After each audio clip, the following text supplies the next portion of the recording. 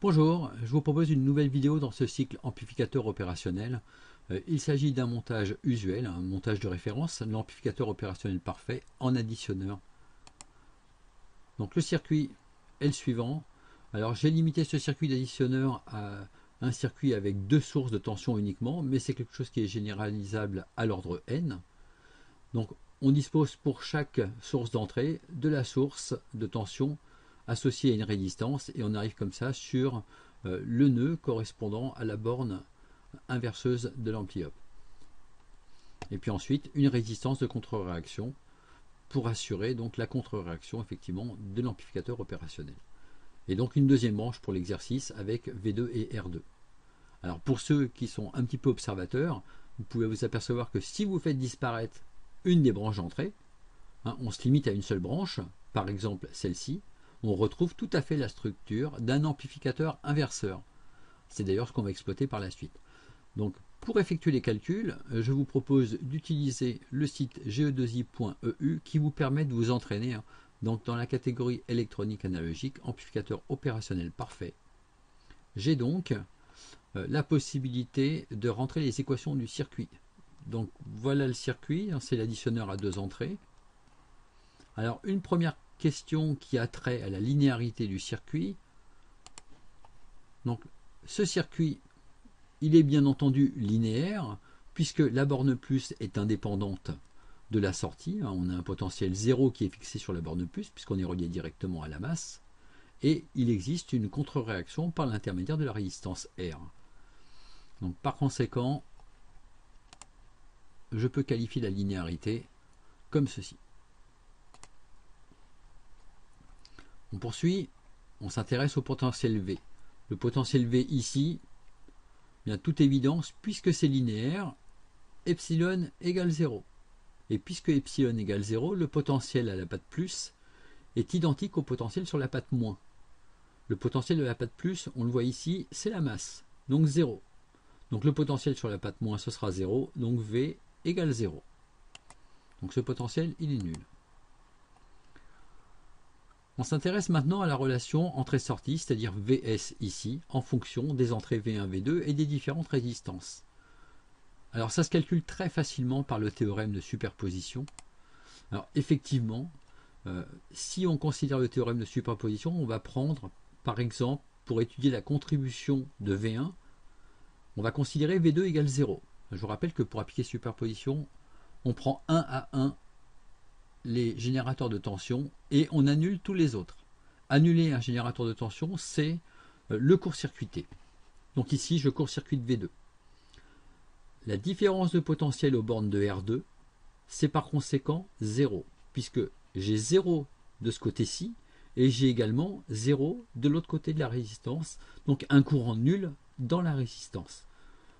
Donc j'ai une différence de potentiel nul aux bornes de résistance, un courant nul aux bornes de la résistance, un courant nul dans la résistance. Donc par conséquent, tout se passe comme si cette branche n'existait plus lorsque je prends V2 égale 0. Il me restera uniquement cette branche-ci et la branche de la contre-réaction. Là, on reconnaît le circuit qui a déjà été étudié, c'est-à-dire l'amplificateur inverseur. Et cet amplificateur inverseur, il nous donnait tout simplement du moins R sur R1 que multiplie V1.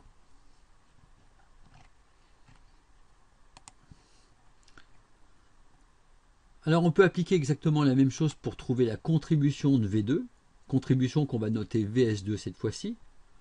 Cette branche-là, eh bien on court-circuite V1. Court-circuitant V1, on va trouver que de chaque côté de la résistance, on a un potentiel qui est nul, V égale 0, et puis V1 égale 0.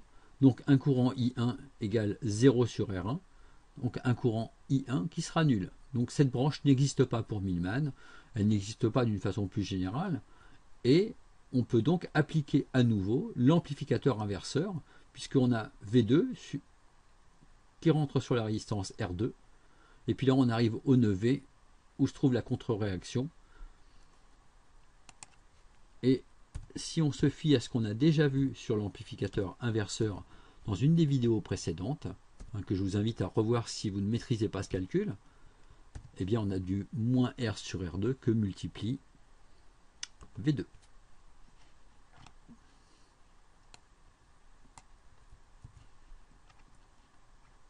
Et on valide. Alors maintenant il s'agit de superposer, hein, puisqu'on a traité l'ensemble des sources d'entrée. Et superposer, ça consiste à écrire VS égale VS1 plus VS2. Et donc ici, pratiquement deux fois les mêmes termes, avec simplement les indices qui changent relativement aux différentes sources et aux différentes branches. Donc VS du moins R sur R1 fois V1, moins R sur R2 fois V2. Alors plus globalement, je peux considérer que c'est un moins que j'applique sur l'ensemble, dont je fais la somme. Et donc ce qu'on voit, c'est qu'effectivement VS, eh bien, c'est la somme de V1 et de V2, avec des coefficients d'amplification qui peuvent être différents, puisque R1 peut être différent de R2, et un résultat auquel on applique un signe moins. Donc on effectue une somme avec des coefficients négatifs sur V1 et V2. Alors il serait également possible de déterminer le résultat en utilisant par exemple le théorème de Millman. Alors ce théorème de Millman, hein, c'est une autre façon de calculer. Hein. Donc ce théorème de Millman, on peut par exemple l'effectuer au point V. Très souvent sur un amplificateur opérationnel, on détermine Millman sur les deux entrées, et puisque c'est linéaire, on considère qu'il y a égalité des deux expressions de Millman obtenues. Dans le cas présent, V est égal à 0. Et par Millman, eh bien, on peut écrire que c'est la somme des sources de tension divisée par les résistances de branche, donc ici V1 sur R1, plus V2 sur R2, plus VS sur R1. Et je vous rappelle que la branche qui intervient ici est parcourue par un courant nul. Par conséquent, ce n'est pas une branche pour Millman. Il n'y a que 3 branches qui comptent pour Millman ici.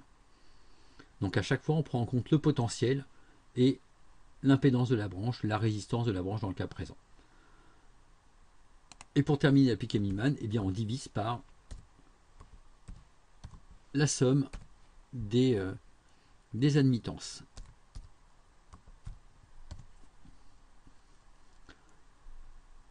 Bien, alors cette équation, je vais plutôt l'écrire comme équation intermédiaire, donc V égale, voilà, ceci. Et je l'ajoute. Alors évidemment, V est égal à 0. Alors on peut tout à fait rentrer l'équation avec V égale 0. On le rentrera après, pardon. Donc là, voilà ce qu'on a pour V.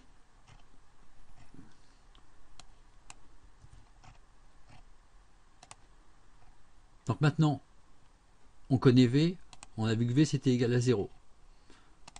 Donc on va faire les différents calculs intermédiaires. V égale 0. Donc j'ai repris V, j'ai copié-collé. Donc ça c'est égal à 0.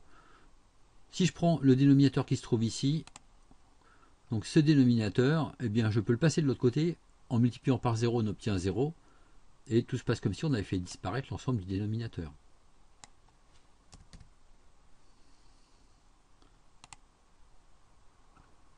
Et puis maintenant, on peut faire passer les termes V1, V2 de l'autre côté. Et donc si on fait passer les termes en V1, V2 de l'autre côté, eh bien on change leur signe. Comme ceci. Attention, on change le signe sur les deux. Voilà. Et puis pour finir, il suffit de faire passer le R de ce côté-ci en multipliant par R de chaque côté.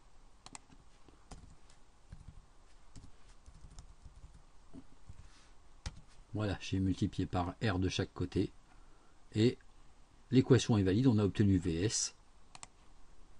Et donc voilà comment on obtient un résultat tout à fait analogue au précédent en utilisant cette fois-ci le théorème de Millman. Bon, c'est la fin de cet exercice. Donc si on en fait une synthèse, on a obtenu VS égale moins R que multiplie V1 sur R1 plus V2 sur R2. On peut remarquer que la sortie et la somme pondérée des entrées par des coefficients de pondération qui sont négatifs, hein, moins R sur R1 ou moins R sur R2. Les courants prélevés sur les sources d'entrée ne sont pas nuls, on a effectivement des courants qui circulent ici. Et la charge RCH n'intervient pas dans les calculs, elle n'a aucune incidence sur la valeur de VS, puisqu'on a considéré que cet amplificateur opérationnel était parfait. Bien, c'est la fin de cet exercice. Donc j'espère qu'il vous aura été utile. Si vous avez apprécié cette vidéo, n'oubliez pas de le notifier sur YouTube. Merci d'avoir suivi la vidéo.